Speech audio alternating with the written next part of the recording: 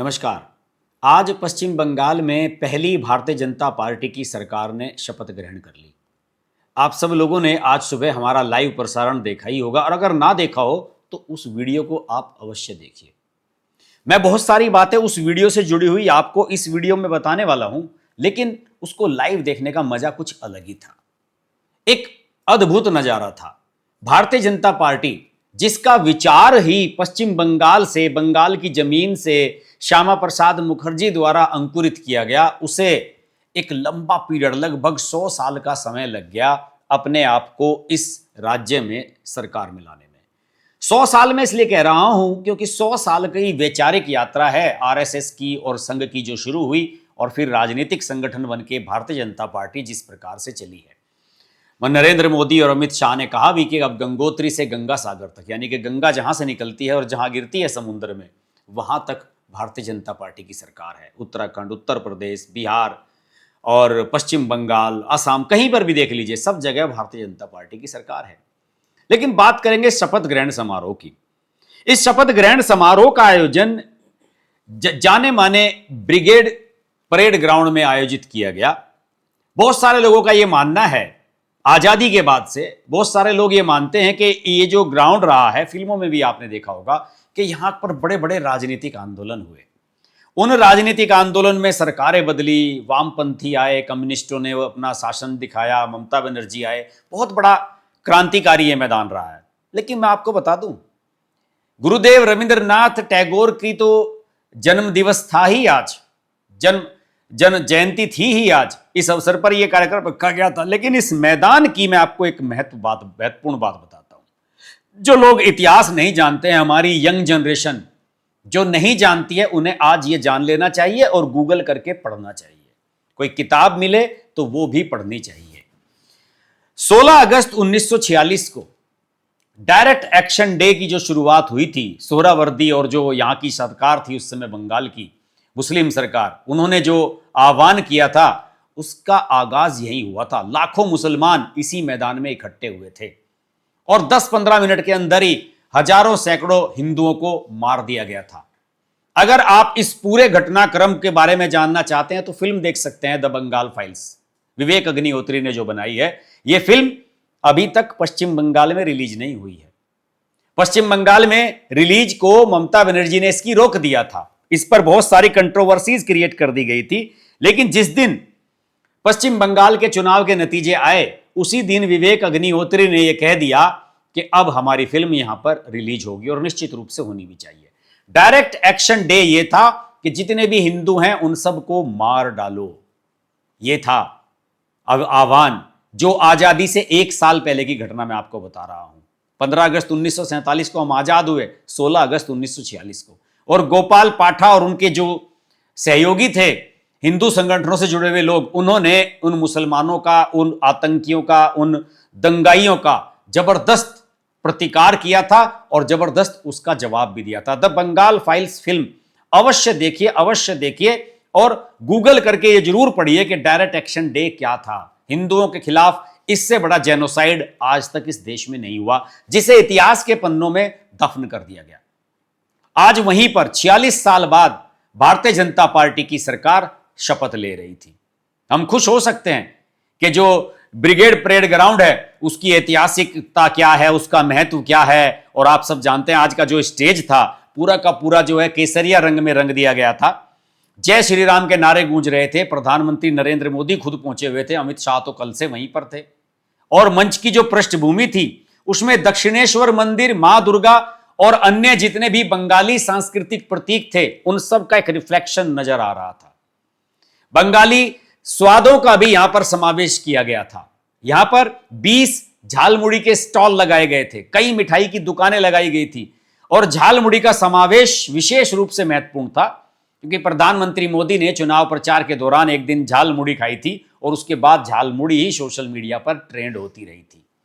इसमें शुभेंदु अधिकारी मुख्यमंत्री बने हैं, 57 साल के हैं, अपेक्षाकृत राजनीति के हिसाब से यंग है। उनके बारे में बहुत कहा जा चुका है।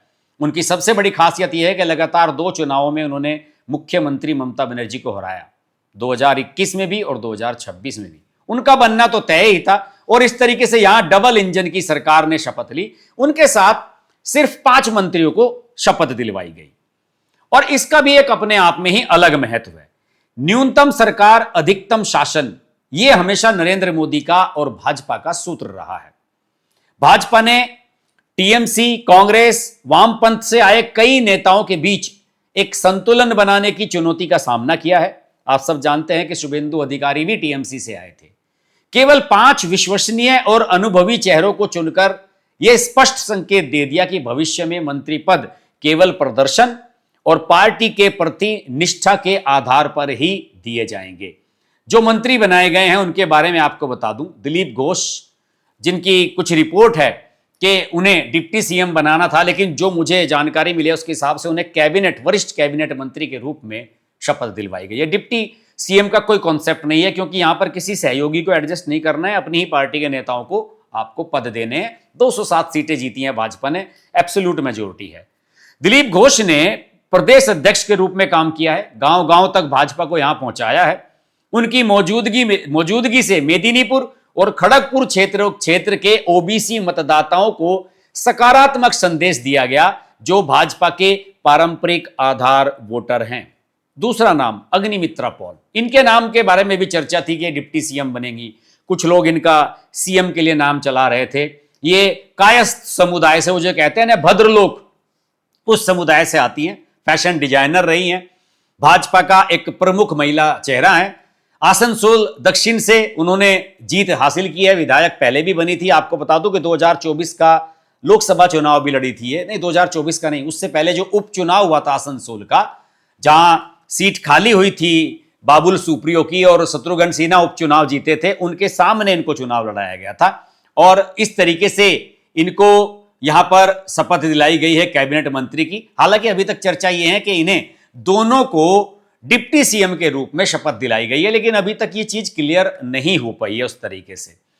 बंगाल के भद्रलोक वर्ग को यह विश्वास दिलाने का प्रयास है कि भाजपा उनके सांस्कृतिक और आधुनिक मूल्यों का सम्मान करती है। इसी वजह से अग्निमित्रा पॉल को बनाया गया। अशोक कीर्तनिया मतुआ समुदाय से आते हैं। मतुआ समुदाय बंगाल की राजनीति में एक निर्णायक शक्ति है, विशेष रूप से उत्तरी 24 परगना और नादिया जिलों में। अशोक कीर्तनिया को मंत्रिमंडल में स्थान देकर भाजपा ने सीएए, जो मतुआ समुदाय को नागरिकता देने का एक कानून सरकार लेकर आई है, एक तरह से उसका रिप्रेजेंटेशन है और यह कदम सीमावर्ती जिलों में भाजपा के आधार को और भी मजबूत करेगा। खुदीराम टुडू एसटी, आपने देखा होगा, जो सिर पर साफा बांध करके आए थे। रानीबंद से खुदीराम टुडू का चयन जंगल महल के आदिवासियों के प्रति भाजपा के विशेष लगाव को दर्शाता है। पिछले चुनावों में जनजातीय क्षेत्रों में भाजपा को जो भारी समर्थन मिला था, यह उसी की परिणति है। टुडू की उपस्थिति यह सुनिश्चित करती है कि राज्य के विकास एजेंडे में वन अधिकारों और जनजातीय कल्याण को प्राथमिकता मिलेगी। और मैं आपको बता दूं, यहां के एसटी की यानी कि शेड्यूल्ड ट्राइब्स की जितनी भी रिजर्व सीटें थी, सारी भारतीय जनता पार्टी ने जीती है। एससी की भी मोस्टली सीटें भारतीय जनता पार्टी जीतने में सफल रही है। निशित प्रमाणिक राजवंशी समुदाय, निशित प्रमाणिक केंद्र में गृह राज्य मंत्री रहे थे 2019 में, जब ये सांसद बने थे। अमित शाह के साथ इन्होंने काम किया था, लेकिन 2024 में ये हार गए थे।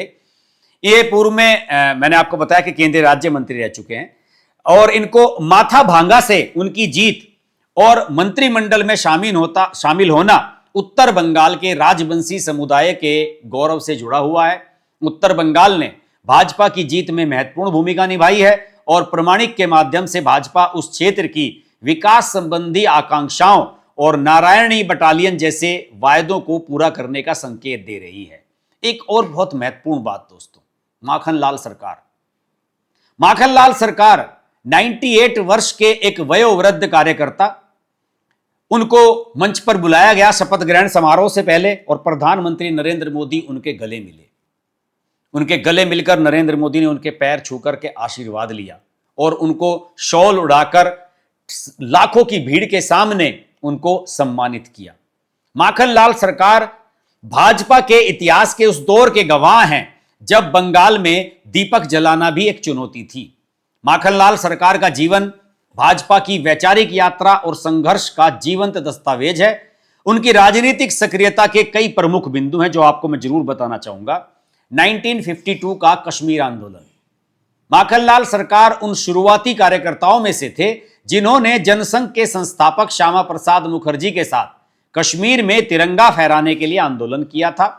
उन्हें मुखर्जी के साथ ही कश्मीर में गिरफ्तार किया गया था। 1980 में भाजपा के गठन के बाद उन्होंने पश्चिमी दिनाजपुर, जलपाईगुड़ी, दार्जिलिंग जिलों में संगठनात्मक समन्वयक के रूप में काम किया।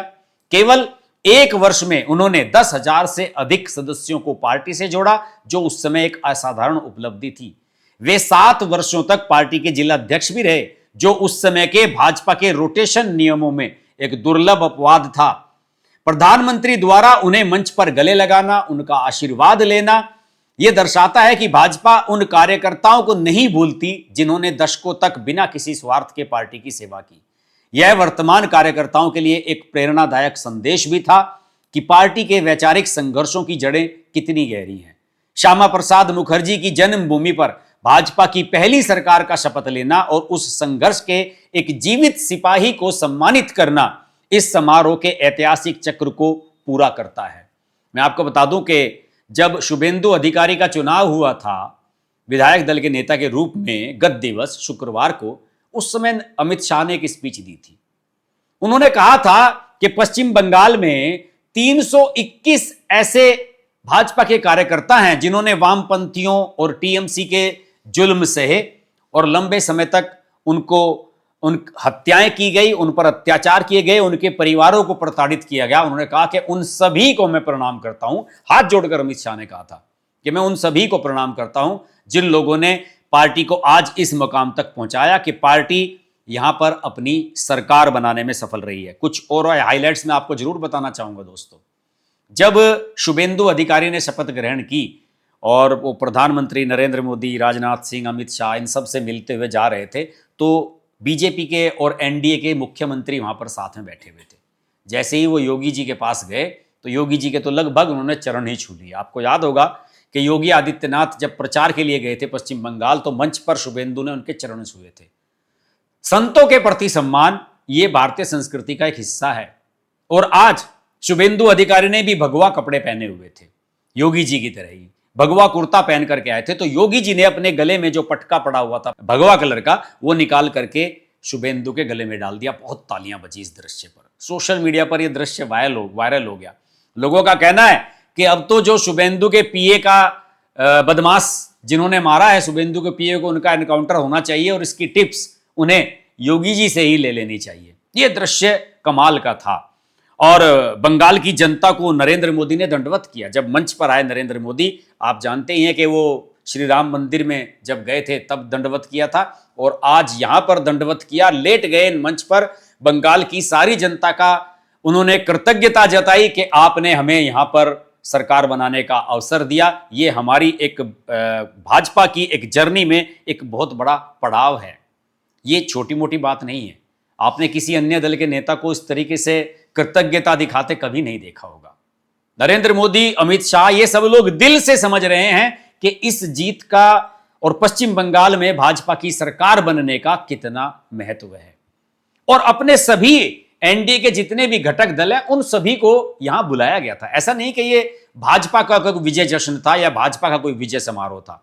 नरेंद्र मोदी, अमित शाह, राजनाथ सिंह, जेपी नड्डा, नितिन नवीन जो पार्टी के राष्ट्रीय अध्यक्ष हैं, योगी आदित्यनाथ, हेमंत बिस्वा शर्मा असम के मुख्यमंत्री फिर से बनने जा रहे हैं, जो माणिक साहा त्रिपुरा के मुख्यमंत्री, भूपेंद्र पटेल गुजरात के मुख्यमंत्री, बिहार के मुख्यमंत्री सम्राट चौधरी और कॉनराड संगमा मेघालय के मुख्यमंत्री एनडीए के सहयोगी हैं, जयंत चौधरी केंद्रीय मंत्री हैं, और एकनाथ शिंदे, देवेंद्र फडणवीस और चिराग पासवान, ये सभी लोग मंच पर थे। चंद्रबाबू नायडू जो एनडीए के सबसे वरिष्ठ सहयोगी हैं।